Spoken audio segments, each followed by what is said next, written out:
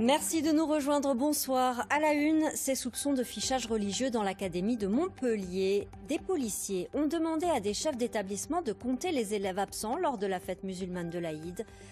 Vous entendrez les réactions à cette polémique.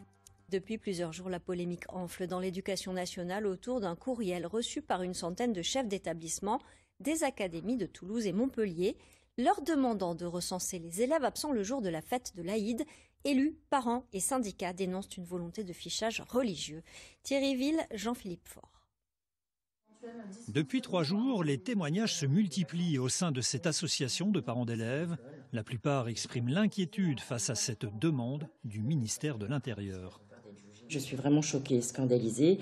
Ils ne savent vraiment plus quoi faire pour atteindre les musulmans. Mais là, ils vont beaucoup trop loin. Ça fait vraiment peur. J'angoisse pour l'avenir de nous, de nos enfants à l'école. On est purement scandalisés parce que ça signifie qu'il y a au sein de l'État, probablement émanant du ministère de l'Intérieur, le désir de contrôler en fait les pratiques religieuses des enfants et donc de leurs familles. Et ça, pour nous, c'est absolument inadmissible. C'est contraire au principe de la République, au principe de séparation de l'Église et de l'État, qui est dans la loi de 1905 sur la laïcité, et c'est absolument intolérable. Côté syndicat de l'éducation nationale, on dénonce une opération qui porte atteinte aux droits fondamentaux.